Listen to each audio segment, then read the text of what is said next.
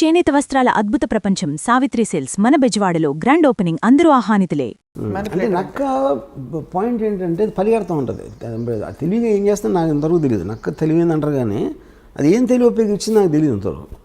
So ఇది ఒక అన్ని కలగలిసిన ఒక విచిత్ర జంతువు. అంతేనా?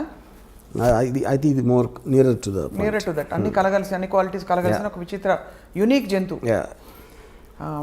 ఒక పెద్ద డౌట్, నక్కలాగా ఆలోచించి పాములాగా కాటేసి ఫస్ట్ కాటు పడగానే టైగర్ అయిపోతాడు.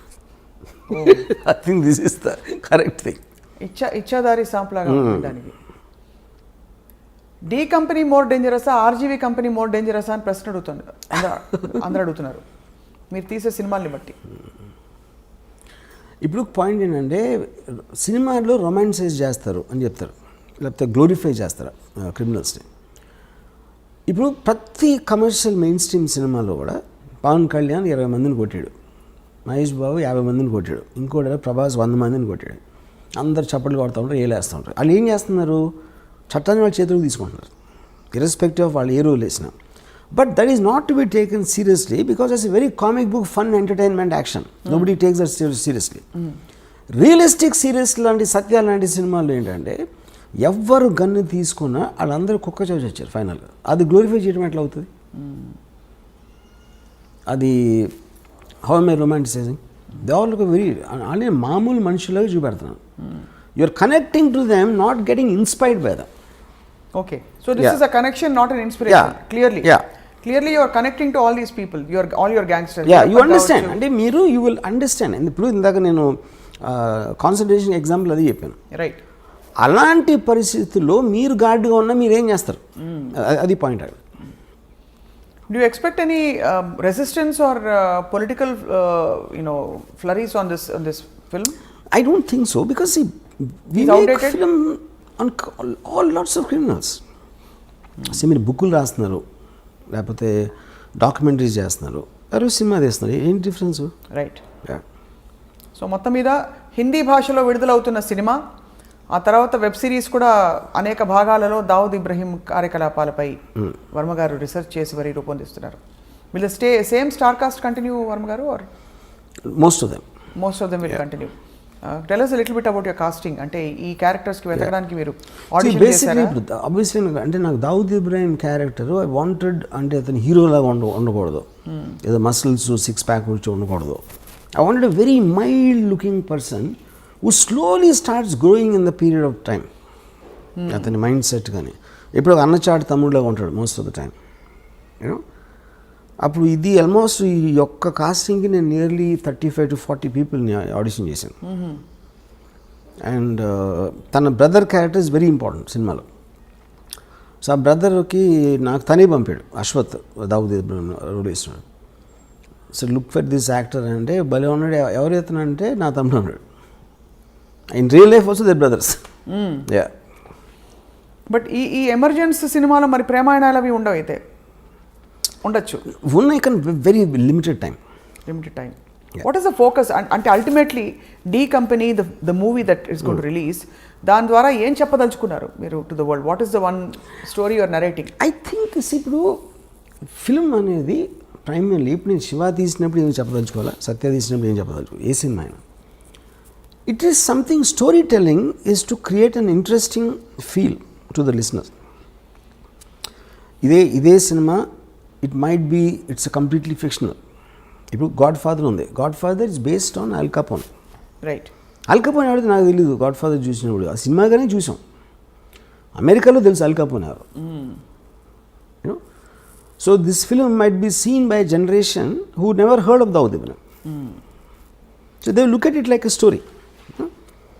సో ఇప్పుడు మీరు స్టార్ట్ అయినప్పటి నుంచి మీకు ఒక క్యారెక్టర్స్తో జర్నీ చేస్తున్నారు. Whatever you feel will feel, అంతే. రైట్. సో వెయిట్ చేస్తున్నాం వర్మ గారు. Let's watch how the company is going to I won't say entertain, more like enlighten viewers about, అంటే ఇలాంటి ఒక మాఫియా, ఒక గ్యాంగ్స్టర్, ఒక అండర్ వరల్డ్ ఉండిందని చెప్పి. ఇప్పుడు కూడా అండర్ వరల్డ్ జాడలు ఎక్కడైనా కనిపిస్తాయి వర్మ గారు? We don't know. ఇప్పుడు అండర్ వరల్డ్ ఏంటంటే there are things underworld dormant ఉంటుంది, లేకపోతే ఆపరేషన్. డార్మెంట్ అంటే మీరు ఏం చేయకపోతే డార్మెంట్, అది అప్పుడు లేదని చెప్పినాం. ఉంది. ఇప్పుడు ఫర్ ఎగ్జాంపుల్ 97 2005లో కోట్లు అడిగారు, 5 కోట్లు 4 కోట్లు ఎక్స్ట్రాక్షన్. ఇప్పుడు 10 లక్షలు 20 లక్షలు అడుగుతారు. సో 10 లక్షలు 20 లక్షలు అడిగినప్పుడు ఏదో సెటిల్ చేసి ఒక 5-10 ఇచ్చేస్తారు.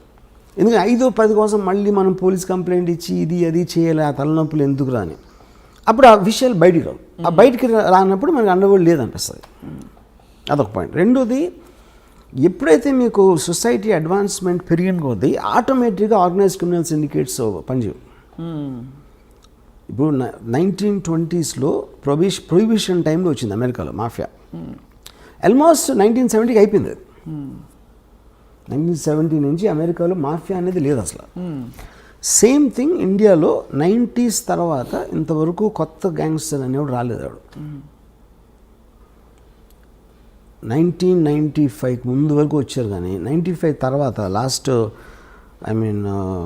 20 yearsలో you not see anyone. But what is the reason? Police వ్యవస్థ ఇంకొంచెం పటిష్టం. yes of course 100%. అంటే ఇంకోటి మీకు బ్రాండ్ నేమ్ రావడం కష్టం. ఇప్పుడు బ్రాండ్ నేమ్ ఇండిపెండెంట్గా పేరు లేకుండా ఆయన క్రైమ్ చేయొచ్చు, కానీ డి కంపెనీ ఫలానా దావూద్ ఇబ్రహీం ఫలానా అబూ సలీం ఫలానా చోటా షకీల్ అనేది అది సేమ్ రీజన్. ఫ్యాక్షనిజం కూడా అంతరించిపోవడానికి అదే కారణం. As much as it's unrelated. నిన్న ఇక్కడ మేదీపట్నం దగ్గర జరిగిన హత్య చూసారా? నేను చూడాల. Brutal murder. 2 లాయర్లు ఒక 2 వారాల క్రితం మర్డర్ అయ్యారు. రోడ్డు మీద చూసారా? అవును. అంటే వన్ వండర్స్. ఇప్పుడు కూడా అదే సిమిలర్. ఒక పవర్ స్ట్రగుల్లో ఒక వ్యక్తి వచ్చి, అఫ్ కోర్స్ అర్ధరాత్రి జరిగింది ఇది, ఇంకో వ్యక్తిని తలపై కటా కటా కటా కర్రేసి కొట్టేసి, అండ్ పొలిటికలీ కనెక్టెడ్ అని వినికిడి వస్తే ఇంకా అఫ్ కోర్స్ ప్రాథమికంగా బయటపడుతున్న విషయాలు. బట్ జస్ట్ నాకు ఇంకోటి ఏంటంటే, ఇప్పుడు లాస్ట్ ఫ్యూ ఇయర్స్లో ఈ రోడ్ల మీద చంపడం అనేది ఎన్నోసార్లు చూసి టూ మెనీ అయిపోయాయి. కానీ నా ఉద్దేశం అది ఎప్పుడు జరుగుతుంది, ఇప్పుడు సెల్ ఫోన్లు మనం తెలుస్తున్నాయి మనకి అని నా ఫీలింగ్. ఇంత దారుణంగా ఎప్పుడు జరిగాయి వర్మ గారు? సెల్ ఫోన్ వీడియోస్ మూలాన మనకు తెలుస్తుంది. యాక్చువల్గా ప్రతి ఓడి చేతిలో వీడియో తీసేసే పరికరం ఉండటం వలన ఈ బయటకు వస్తున్నాయి. అంతకుముందు ఇలాగే జరుగుతుంది, అది ఉండి కొత్తగా రోడ్డు మీద చంపుదాం అని ఒక fresh batch of thinking. I doubt that is the point. చాలాసార్లు మర్డర్స్ ఇప్పుడు మీ దారిలో ఉన్నప్పుడు, ఎందుకంటే మీ ఇంట్లో ఉన్నప్పుడు ఎక్కడికి వెళ్తున్నప్పుడు కాకుండా ఈ రోడ్లో వస్తాడు అన్న ప్లానింగ్స్ చాలా ఎక్కువ ఉంటాయి. చాలా ఫ్యాక్షన్ మర్డర్స్ కూడా జరిగినాయి. అదే అండర్వరల్డ్ కూడా అదే జరుగుతాయి. I think it is cell phones which are making us feel ఏదో ఈ మధ్యన స్టార్ట్ అయినాయి అన్నట్టు. రైట్. వర్మ గారు, మీరు పాడిన పాట మా కోసం బిఫోర్ వి వైండ్ అప్, చాలా ఫిలసాఫికల్ పాట, కత్తులతో సావాసం తర్వాత. हम आते हैं खाली हाथ, जाते हैं खाली हाथ. అది అంతే ఫిలసాఫికల్గా డీప్గా పాడారు. No but it is actually quite surprising to see. ఒక సీరియస్ సబ్జెక్ట్కి మీరు ఎంత ఆబ్జెక్టివిజం, ఎక్కడ ఎమోషన్ ఇంటర్ఫియర్ కాకుండా ఆబ్జెక్టివ్గా ఒక కథని కథగా చూసి, ఒక వాస్తవాన్ని ఎన్ని అవాంతరాలు, సవాళ్ళు, క్వశ్చన్స్, క్రిటిసిజం వస్తాయని తెలిసి కూడా మీరు నేను చేసేది చేసి తీరుతానని చెప్పి మరొకసారి ప్రూవ్ చేశారు. సో ఈ సినిమా అదే స్థాయిలో ఉంది. సో నేను ఇందాక చెప్దామని మర్చిపోయాను. నాకు ఇప్పుడు నేను క్రిమినల్ అవ్వలేను, ఇప్పుడు అవ్వను. కానీ క్రిమినల్ ఆర్గనైజేషన్ ఎవడన్నా పెడతానంటే నేను మంచి కన్సల్టెంట్ అవ్వచ్చు. Criminal organisation consultant. అప్పుడు ఎవరెవరు కాదు, ఏ గ్యాంగ్స్టర్స్ ఏ తప్పులు చేశారు అది మనకి రిట్రాస్పెక్ట్లో చూసాం కాబట్టి ఆ కారణాలు అర్థమైనాయి. కాబట్టి ఇలాంటివి చేయకుండా ఉండాలి, ఇలాంటి సజెషన్లు. అలా కాకుండా పోలీసులకి ఇవ్వచ్చు కదా సలహాదారుగా, సలహాలు పోలీసులకి ఇవ్వచ్చు కదా. అంటే కాదు, ఫస్ట్ ఆఫ్ ఆల్ పోలీసు కూడా ఇస్తాం. పాయింట్ ఏంటంటే పోలీసులు క్రియేట్ జరిగేది క్రిమినల్ ఆర్గనైజేషన్. ఇప్పుడు ఎవడో కొత్తగా కూడా కంపెనీ పెడదాం అనుకుంటున్నాడు, వాడు కన్సల్టెన్సీకి వెళ్తాడు. ఎందుకంటే కన్సల్టెన్సీ ఇలాంటి కంపెనీలు ఎన్నో ఉన్నాయి, వాడి హిస్టరీ ఏంటి, బ్యాక్గ్రౌండ్, ఆ మటీరియల్ అంతా ఆడి దగ్గర ఉంటుంది. ఆడు చెప్తాడు ఏది చేయాలి చేయకూడదని ఏదో సలహాలు వేస్తాడు, which is why it's called consultancy. అది నేను మంచి కన్సల్టెంట్ అవుతాను, కొత్తగా ఎవడన్నా దావూద్ ఇబ్రహీం అవుదాం అనుకుంటే అని. మీరు ఆ సేవల్ని మీరు అందించడానికి సిద్ధంగా ఉన్నారు ఈ రీసెర్చ్ అంతా చేసిన తర్వాత. మీరే ఎందుకు పెట్టరు అసలు? నేను దట్స్ ద హోల్ పాయింట్. నేను my interest is to study the criminal psychology. తలకాయ నొప్పని చేయరా అంటే అవన్నీ సరే. And I believe it doesn't work. First of all, crime doesn't work 99.9% of the time. ఏదో ఒకళ్ళు ఇద్దరు సక్సెస్ఫుల్ అయిపోయి బయటకు వచ్చేయడానికి ఛాన్స్ ఉంది, కానీ all of them will either die or end up in jail for sure. And you don't like both? Yeah, why should I? I'd rather really study them and make films. Yeah. So మీరు వాళ్ళకంటే తెలివైన వారు. Yeah. వాళ్ళ కథల్ని వాడుకుని మీ ఇష్టం వచ్చిన పద్ధతిలో మీరు సినిమాలు తీసి you're making money, making a name for yourself, and creating a controversy and remaining in the center of things when the actual criminal who gave you the story is not around. Yeah. So most తెలివైన model Ram Gopal Varma గారిది. Yes sir. So on that note, criminals వేరే మీద బతుకుతా ఉంటే నేను criminals మీద బతుకుతున్నా. అదే Yeah. అదే దిగులు వస్తుంది. In fact, నాకు ఎవరంటే వై దావుద్ ఇబ్రహీం అంటే because I owe my living to him అని చెప్పి. దావుద్ ఇబ్రహీం అనేవాడు పుట్టకపోతే నేను గ్యాంగ్స్టర్ సినిమాలు చేయగలిగాను. గ్యాంగ్స్టర్ సినిమాలు చేయలేకపోతే అసలు నాకు starting from Siva to Satya to company to D company ఆయన ఒక్కడే స్ఫూర్తా. Underworld came from him. No, అది నా point. So first me criminal influence మీ మీద ఆయనదే. మీ ఇంట్లో ఫోటో ఉంది, ఆయన పూజ చేసుకుంటారేమో అని. ఫోటో ఉంది, మొత్తం నా మైండ్ అంతా అదే ఉంది. నా హృదయంలో ఉన్నాడు. హృదయంలో ఎవరో వచ్చి ఇప్పుడు మీ ఆఫీస్ మీద దాడి చేస్తారేమో అని భయంగా ఉంది. బాగా తెలుసు అని చెప్పేస్తారేమో మీరు. చాలా మంది నమ్ముతారు అది. నీకు తెలిసినా నేను ఇంకా నమ్ముతున్నాను. అంటే నేను ఇంకా నాకు ఎక్కడో లేలగా డౌట్ ఉంది. అంటే ఈ సినిమా తీయించినవి ఎలాగో ఎంప్లాయర్స్ ఎవరో తెలియదు కదా ఈ మోడల్లో. తెలియదు. ఎవరు పెట్టుబడి పెట్టించి ఆ చిన్న బుజ్జి సరదా వర్మ గారి చేత సినిమా తీయించుకుందామని సరదా తీర్చుకుంటున్నారేమో అని. సలీం ఫ్రూట్ అనే ఒక ఈజ్ యాక్చువల్లీ చోటా షకీల్స్ బ్రదర్ ఇన్ వాడు. అతను కలిసాను బాంబేలో. నేను దావుద్ గురించి మాట్లాడుతూ ఉంటే తన ఎక్స్ప్రెషన్ అదేంటి చూస్తున్నాడు. అంటే తనకి బాగా క్లోజ్డ్. తనకు తెలిసిన మనిషి గురించి నేను వీడి దగ్గర వింటున్నాను అనేది మాట ఎక్స్ప్రెషన్. అంటే obviously he has a different vision. అదే ఇప్పుడు యాజ్ ఎ ఫిల్మ్ మేకర్ ఇప్పుడు నేను ఒక చిన్న టైంలో ఒక మనిషి జీవిత కథని నేను ఇంత టైంలో చెప్పాలంటే ఆటోమేటిక్గా ఒక సినిమాటిక్ ఆస్పెక్ట్ ఉంటుంది. దావుద్ ఇబ్రహీం ఎలా మాట్లాడతాడు, ఏం మాట్లాడతాడు ఒక చెప్తాను. అదే లైను తను ఎప్పుడు వినలేదు అనుకోండి, ఈ సలీం ఫ్రూట్ అనేవాడు ఆటోమేటిక్గా look it a very fake thing. ఇప్పుడు Dawood Ibrahim is not educated గా. ఇప్పుడు నేను చాలా ఫిలాసఫికల్గా మాట్లాడుతూ ఉంటే Dawood Ibrahim philosophy, for example నేను ఇవాళ ఒక ట్వీట్ పెట్టాను. I never intended to be a criminal. I'm just using crime to fast track my legitimate success. Dawood Ibrahim అని కోట్ చేశాను. అది 100% దావుద్ ఇబ్రహీం అని నాకు తెలుసు. ఆయనకి ఇంగ్లీష్ వచ్చి ఉండదంతా ఎగ్జాక్ట్లీ ఫ్రేజ్ హిందీలో కూడా అని ఉన్నాడు. కానీ నేను అర్థం చేసుకునేది ఒక స్పిరిచువల్గా పెట్టిన. ఫర్ ఎగ్జాంపుల్ గాంధీ సినిమాలో గాంధీ అన్న ఏ డైలాగ్ కూడా తను ఇప్పుడు అనలే లైఫ్ టైంలో. అది రిచర్డ్ అటెన్బర్గ్ స్క్రీన్ ప్లే డైలాగ్స్ ఆయన. సో మీరు ఒక స్పిరిట్ని క్యాప్చర్ చేసినప్పుడు which is what art is about. Art is about what it could be, not about what it is. ఒక మనిషి థాట్ గంటలో చెప్పింది మీరు ఒక కోర్టులో వచ్చింది అనుకోండి, ఆ కోర్ట్ ఏంటి పెద్ద స్పీచ్లో ఒకటి వస్తుంది లైన్, మీరు కోర్ట్ ఒక్కటి హైలైట్ చేసినప్పుడు దాని ఇంపాక్ట్ ఎక్కువ ఉంటుంది. అవును. ఇప్పుడు ఆ పెద్ద సీన్లో మళ్ళీ దానికి తిరిగి వస్తాను. మీ ఆత్మంతా బయట పెట్టిన ఆ ఒక్క డైలాగ్, ఇతను దొంగగా ఎందుకు మారాడో దాని వెనకాల పెద్ద కథ ఉంది. Sridevi actually every criminal will have the very similar story. ఆ స్టార్టింగ్ పాయింట్ అనేది చాలా ఎమోషనల్గా ఉంటుంది without exception. Where is the limit అంటే ఇప్పుడు ఫర్ ఎగ్జాంపుల్ పోవర్టీ ఉంటుంది, 1 కోటి మంది పూర్ పీపుల్ ఉన్నారు అనుకోండి, దాంట్లో క్రిమినల్స్ 10 మంది ఉంటారు. 0.01% క్రిమినల్స్ అవుతారు. సో ద జస్టిఫికేషన్ అనేది మన ఇప్పుడు ఫర్ ఎగ్జాంపుల్ బతుకంతా బానిసగానే ఉండాలి ఒకటి ఫిక్స్ అయిపోతాడు. ఇంకో నేను బానిసగా ఎందుకు ఉండాలి అడిగినప్పుడు అసలు ఈ లాస్ ఈ చట్టాలని వాళ్ళకు అనుకూలంగా రాసుకున్నారు, నేను ఎందుకు దాన్ని పాటించాలి అంటే భయపడి. సో భయపడినంత మాత్రాన నేను బానిసలాగా ఉంటాను, నాకు ఇష్టం లేదు కాబట్టి నేను ఎదురు తిరుగుతాను అంటాడు. అది ఈచ్ పర్సన్. అప్పుడు సొసైటీకి ఉన్న బలంతో వాడు ఎదురుకి తిరిగినప్పుడు వాడిని నొక్కేస్తారు. నొక్కలేకపోతే ఇంకా ఎదుగుతాడు, ఇంకెప్పుడూ నొక్కుతారు, లేకపోతే ఒక్కొక్కసారి నొక్కడానికి ఛాన్స్ ఉండదు.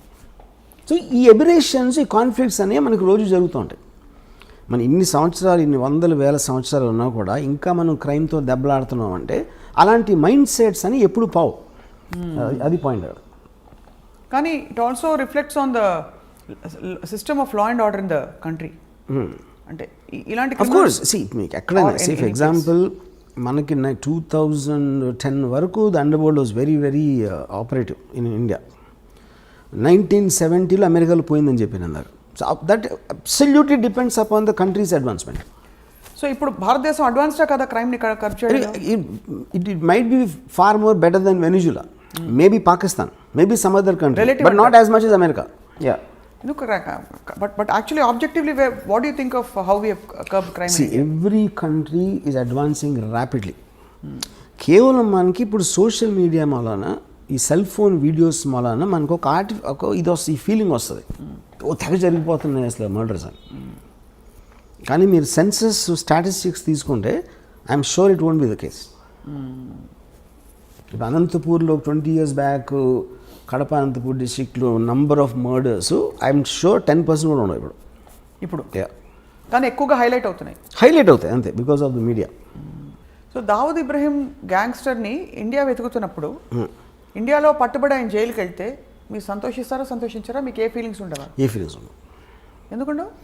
Because I am like I said, I'm a studier of the underworld. I don't have an emotional connection with them. But you are also a citizen of the country, sir. Yeah. So you don't have any emotions for a man being caught? Yeah, because like I said, ఇందాక చెప్పాను కదా, ఒక మనిషి ఇంకొకరిని చంపే పరిస్థితి వీడికి ఎందుకు వచ్చింది, చచ్చిపోయేంత పరిస్థితి వాడికి ఎందుకు వచ్చింది, ఈ ఒక్కదాని మీద నాకు ఇంట్రెస్ట్ ఉంటుంది. Because I don't want to be judgmental on things which I did not experience myself. Are you judgmental about things at least you experienced? My experience అంటే మీ లైఫ్లో మీకు ఎప్పుడైనా భయాలు, ఏ మనిషి అయినా వాడు అది చేసినప్పుడు వాడికి ఒక కన్విక్షన్తో చేస్తాడు, యూనో. సో అలాంటప్పుడు నేను చేసినప్పుడు నేను క్రైమ్ అనుకున్నది. ఏ మనిషి కూడా క్రైమ్ చేస్తానని అనుకుని చేయడు. బికాజ్ వాడి మైండ్లో ఏదో ఆడికి ఒక కన్విక్షన్ ఉంటుంది. ఇందాక నేను చెప్పినట్టు. So are you telling me Dawood ఇబ్రహీంకి ఇవన్నీ చేయించినప్పుడు నేను తప్పు చేస్తున్నది చట్ట విరుద్ధం అని తెలియదా? చట్ట విరుద్ధం వేరు. చట్ట విరుద్ధం అనేది వాళ్ళు ఎలా చూస్తారంటే, పోలీసులు మాకన్నా కరప్టు, పాలిటీషియన్స్ మాకన్నా కరప్టు, వాళ్ళు సిస్టమ్ని అడ్వాంటేజ్ తీసుకున్నప్పుడు నా చేతనతో నేను తీసుకుంటున్నాను అని ఆలోచిస్తారండి. See, they believe 90% of the people are idiots. Power పొజిషన్స్లో ఉన్న అందరికీ కామన్ థాట్ అది. పోలీసులు అదే అనుకుంటారు, పొలిటీషియన్స్ అదే అనుకుంటారు, అండర్వరల్డ్ కూడా అదే అనుకుంటారు. సో ఎవరికొన్న సిచ్యువేషన్లో ఎవరికొన్న పవర్లు మేము ఎలా తీసుకోవాలి, ఎలా బయటపడాలి అని ఒక్కటే ఆలోచిస్తారు. కానీ they will never think about themselves consciously doing something wrong. So you feel that Dawood Ibrahim never ever feels he has done something wrong? No. అంటే despite the fact that the whole country is looking for him, whole country is a very media whole country అంటే అది చెప్తాను. అది సంబంధం లేని వాళ్ళు ఆలోచిస్తాను, వాళ్ళు ఆలోచిస్తారు. ఇప్పుడు మన ఇద్దరం ఉన్నాం, మనకి ఏంటి అండర్వరల్డ్తో ఏం కనెక్షను? ఇప్పుడు ఈ కెమెరామెన్కి ఏం connection? Then he never touched any part of our life. Okay, so they don't care about us. వాళ్ళు డైరెక్ట్గా ఇన్వాల్వ్ అయిన వాళ్ళు, అది పోలీస్ ఆఫీసర్లా, ఏదో బిజినెస్ మ్యానా, వాళ్ళ దాని మీద వాళ్ళ మనలాగే మీరు ఇంటికి వెళ్ళినప్పుడు మీ ఫ్యామిలీ, మీకు ఉన్న ఇమీడియట్ కలీగ్స్, వాళ్ళు తప్పిస్తే మిగతా ప్రపంచం, మిగతా హైదరాబాద్ సిటీకి మనకేం కనెక్షన్ అసలు? నిజంగా అంత డిటాచ్డ్గా, డిస్కనెక్టెడ్గా ఉంటారు. అందరూ ఉంటారు, వాళ్ళే కాదు. మనిషి అన్నవాడు ఎప్పుడు వాడి పరిధిలోంచి బయటికి వెళ్ళి వాళ్ళు ఏమనుకోండి, వాళ్ళ పరిధిలో ఉన్న వాళ్ళ గురించి ఆలోచిస్తారు మ్యాక్సిమం. అది అప్పర్ లిమిట్. సో ఈ బిఫోర్ అంటే వైండప్ చేసే నేను ఒక చిన్న ఎగ్జాంపుల్ చెప్తాను. చెప్పండి. చోటా రాజాను ఒక మనిషి సౌత్య అని, అతను బాగా అంటే ప్రాటజీ అన్నమాట, ఆల్మోస్ట్ తమ్ముడిలాగా చూసుకుని ఒక పర్టిక్యులర్ స్టేజ్లో దావూద్ ఇబ్రహీంకి చోటా రాజన్కి గొడవ వచ్చినప్పుడు ఈ సౌత్య అనేవాడు రాజాన్తో కలిసిపోయాడు. కలిసి చోటారాజుని చంపడానికి ప్లాన్ చేసి ఆ ప్లాన్ ఏమో వర్కౌట్ అవ్వలేదు. చోటారాజుని పారిపోయిన తర్వాత ఇదంతా దుబాయ్లో జరిగింది. దుబాయ్లో చోటారాజుని కోపంతో వాడు నేను తీసుకొచ్చి ఆయన అంత పొజిషన్ ఇస్తే నన్ను చంపడానికి ట్రై చేసి దావుద్ భాయ్తో చేతులు కలుపుతాడు, ఆయన చంపి తీరాలని. పక్కన వాళ్ళందరూ ఇంపాసిబుల్, అది దుబాయ్లో ఉన్నాడు, మీరు దుబాయ్లోనే మర్డర్ అనేది ఎప్పుడు జరగలేదు. అంటే వీడు ఏం చేశాడంటే ఒక బాంబే నుంచి 4 తెప్పించి హిట్మెన్ దుబాయ్లో చేయలేదు ఎప్పుడు, కానీ ఎప్పుడు చేయనంత మాత్రాన ఫస్ట్ టైం దేనికన్నా ఫస్ట్ టైం ఉంటుంది. దావుద్ భాయ్కి పవర్ ఉంటే నాకు ఉన్నాయి కాంటాక్ట్స్ దుబాయ్లో. నేను మొత్తం అన్ని అరేంజ్ చేస్తాను. మీరు వెళ్ళి హాలిడే లాగా వెళ్ళండి దుబాయ్, అక్కడ నా వాళ్ళు వచ్చి సౌత్యాన్ని ఎలా చంపాలో వాళ్ళు ఎక్స్ప్లెయిన్ చేస్తారు. మీరు కన్విన్స్ అయితే చేయండి, చంపేసి మీరు తప్పించుకోగలుగుతామని కన్విన్స్ అయితే చేయండి నేను చూసిన ప్లాన్ తర్వాత. లేదా మీరు హాలిడే ఎంజాయ్ చేసుకుని వెళ్ళిపోండి. ఇప్పుడు ఇంత డబ్బులు ఇస్తున్నా ఆల్రెడీ, మీరు సక్సెస్ఫుల్ అయ్యారంటే దీనికి 10 ఇస్తాను. ఒకవేళ అక్కడికి వెళ్ళి మీరు కన్విన్స్ అవ్వకపోతే మీరు తప్పించుకోగలుగుతానని అప్పుడు మీరు హాలిడే ఎంజాయ్ చేసి వెళ్ళిపోండి, మళ్ళీ బాంబే వెళ్ళిపోండి. వీళ్ళు సరే వెళ్ళారు, దుబాయ్ వెళ్ళారు. అక్కడ చోటరాజు మనుషులు వచ్చి వాళ్ళకి 5 స్టార్ హోటల్ పెట్టి అంత చేసి అక్కడి నుంచి ఒక సాయంత్రం జిమ్, ఒక మాల్ ఉంది, మాల్లో బయట ఒక జిమ్ ఉంది. సౌత్య రోజు అక్కడికి వస్తాడు. వీళ్ళు కార్లో కూర్చొని చూశారు, అక్కడ లోపలికి వెళ్ళాడు. ఈ రాజన్ మనిషి తీసుకొచ్చి ఇక్కడి నుంచి మీరు ఈ కొంచెం ఇలా వెళ్ళి లెఫ్ట్కి తిరిగితే ఒక రోడ్డు ఉంది, ఆ రోడ్డు ఇంకో 100 మీటర్స్ చివరికి వెళ్ళి రైట్కి తిరిగితే ఇక్కడ ఒక రెడ్ వ్యాన్ ఉంది. మీరు రేపు సాయంత్రం ఇక్కడ వెయిట్ చేసి సౌత్య రాగానే ఆయన షూట్ చేసి చంపేసి పరిగెత్తి లెఫ్ట్కి తిరిగి రైట్కి తిరిగి వ్యాన్లో కూర్చుంటారు. ఈ వ్యాను డైరెక్ట్గా పోర్టుకి తీసుకెళ్తుంది. పోర్ట్ దగ్గర కస్టమ్స్ వాళ్ళు అందరినీ ఆల్రెడీ సెట్ చేశాడు రాజన్ భాయ్. వాళ్ళు మిమ్మల్ని బోట్లో ఎక్కిస్తారు. ఆ బోట్ యాట్ ఇండియాకి వచ్చేస్తుంది అని డీటెయిల్స్ అన్నీ చెప్పి ఆ రోజు రాత్రి ఆ కస్టమ్స్ వాళ్ళు వచ్చారు కలవడానికి. వచ్చి వాళ్ళందరూ డ్రింక్స్ తాగి ఆ కస్టమ్స్ ఆఫీసర్ ఏం చెప్పాడంటే ఈ బ్లూ గేట్ ఒకటి ఉంది మీ పోర్ట్లోకి వచ్చిన తర్వాత, ఆ బ్లూ గేట్ దగ్గర నేను ఉంటాను, నేను ఫ్రంట్ సీట్లో ఎక్కుతాను, యూనిఫామ్లో నేను ఫ్రంట్ సీట్లో ఎక్కని ఎవడు నా ఆ వ్యాన్ ఆపడం, నేను డైరెక్ట్గా తీసుకెళ్ళి మిమ్మల్ని యాట్ ఎక్కిస్తాను అని చెప్పాడు.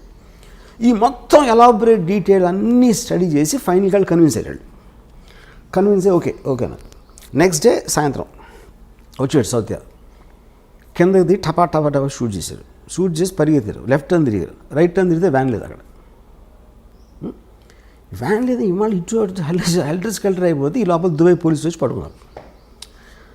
ఇంట్రాగేషన్లో రాజన్ మనుషులు అని చెప్పారు. అది రాజన్ కావాల్సింది. Rajan never wanted them to be escaping. ఈ కస్టమ్స్ వాళ్ళు ఎవరంటే వాళ్ళు యాక్టర్లు, వాళ్ళు కస్టమ్స్ ఆఫీసర్లు కాదు. వాళ్ళు వచ్చి కస్టమ్ ఆఫీసర్ లాగా చేసి వీళ్ళకి నమ్మకం కలిగించడానికి అలా మాట్లాడి ఈ ఫోటోలన్నీ చూపించారు. My goodness. ఓకే, ఇప్పుడు ఎందుకు చేశాడు చోటరాజన్ ఇది?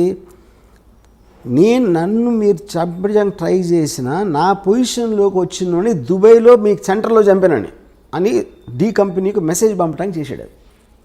అసలు మీరు ఓకే చెప్పేదండి. ఇది అయిపోయింది కదా.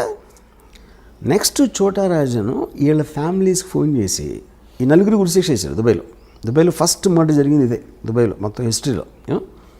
వీళ్ళ ఫ్యామిలీస్కి ఫోన్ చేసి నేను వాళ్ళకి అబద్ధం చెప్పిన మాట నిజం, ఎందుకంటే నాకు ఒక ప్రెస్టీజ్ క్వశ్చన్ వచ్చింది, నేను చేయాల్సిన అవసరం ఉంది, ఇలాంటి బిజినెస్లో ఎవరో ఒకరిని బలి ఇవ్వకపోతే మనం అనుకునేవి జరగవు. ఇప్పుడు వాళ్ళు మీకోసం మీ పిల్లలకి మీ ఫ్యామిలీస్కి ఎంత మీకు డబ్బు అవసరం అవుతుందో వాళ్ళు సంపాదించి దానికి 2 ఎంతలు నేను ఒక్క షాట్లో ఇస్తాను మీ నలుగురికి అని చెప్పి వాళ్ళు డబ్బు పంపించాడు. సో ఇప్పుడు ఇదంతా చూస్తే అసలు అది మీ జడ్జ్మెంట్ ఫ్యాక్టర్ ఏముంటుంది కదా చెప్పండి నాకు. అంటే డబ్బు పంపించడానికి మంచివాడు అయిపోతాంటారా? మంచోడు అది మీరు చెప్పాలి, కానీ ఎంత ఎమోషన్స్ వెనకాల ఉంటాయని ఎవరైనా ఊహిస్తాడు అసలు. అది నేను చెప్పేది, అది జస్టిఫికేషన్ కాదా నేను చెప్పట్లా. First of all their hit men ఎవరైతే వచ్చారో, డబ్బులు తీసుకుని చంపడానికి వచ్చే ఇలాంటి మనుషులు ఒక రకం, వాళ్ళకి ఫ్యామిలీస్ ఉండటం కూడా నిజమే, వాళ్ళకి పిల్లలు ఉండటం కూడా నిజమే, వాళ్ళు క్రైమ్లో లేరు, కానీ వాళ్ళ జీవనాలు వీళ్ళ మీద ఆధారపడి ఉన్నాయి. సో వీళ్ళకి అబద్ధం చెప్పి మోసం చేసి తన పని అవగొట్టుకుని వాళ్ళు దుబాయ్ జైల్లో ఉరిశిక్ష చేయించాడు. ఇది లేకపోతే చూడరాజన్ దగ్గర ఇంకోటి ఏముంటుంది చెప్పండి నాకు. మీకు ఉన్న ఆప్షన్స్, మీకు ఒక ఆబ్జెక్టివ్ ఉంది, ఆ ఆబ్జెక్టివ్లో మీకున్న బెస్ట్ ఆప్షన్ మీరు ఎత్తుక్కుంటారు. దాంట్లో ఎవరో ఒకళ్ళు హర్ట్ అవుతారు, ఎవరో ఒకళ్ళు బలైపోతారు, which is called collateral damage. ఇప్పుడు హిట్లరు సెకండ్ వరల్డ్ వార్లో లండన్ మీద బాంబు చేశాడు. ఎందుకు చేశాడు? యూకే బ్రిటిష్ ట్రూప్స్ స్టార్ట్ అయినాయి. ఆ బ్రిటిష్ ట్రూప్స్ మూవ్మెంట్ స్లో చేసేయాలి, బార్డర్కి తొందరగా రాకుండా. అందుకని లండన్ మీద బాంబు చేసి జనాలు భయపడి అందరూ బయటకు వచ్చేసి రోడ్లు అన్ని బ్లాక్ చేసేస్తారని ఉద్దేశం అన్నమాట. ఇది వార్ స్ట్రాటజీ అంతే. దానికోసం మీరు ఇన్నోసెంట్ ప్రజల్ని చంపేస్తారని అదే పాయింట్ అక్కడ. ఇన్నోసెంట్ ప్రజలు అనేవాళ్ళు ఎప్పుడూ బలిపశువులు ఉంటారు, ఏ వార్లో అయినా ఎక్కడైనా సరే. అది 2020 అవ్వచ్చు, లేకపోతే 1720 అవ్వచ్చు. ఇది ఇంకా నేను మీకు ఉడికినాయి మన ఇంటర్వ్యూ కాబట్టి చాలా తక్కువ చెప్పాను. దీని యాక్చువల్ స్టోరీ చెప్తే కింద పడిపోతుంది. ఇదంతా మీకు ఎవరు చెప్పారు? Course I have my sources. You have your sources. అంటే డైరెక్ట్గా చోటారాజనే పిలిచి కూర్చోబెట్టి మీకు కప్పు కాఫీ ఇచ్చి చెప్పినట్టుగా అంత వివరంగా చెప్పారు. దీన్ని బట్టి ఇంకో విషయం కూడా అర్థమవుతుంది, గ్యాంగ్స్టర్స్కి మంచి స్క్రీన్ ప్లే ఉందని. Of course gangsters constantly drama, వాళ్ళంతా వైలెన్స్ అనేది మనం అనుకున్నది ఎక్కువ జరగదు అక్కడ. Mostly it is mind games.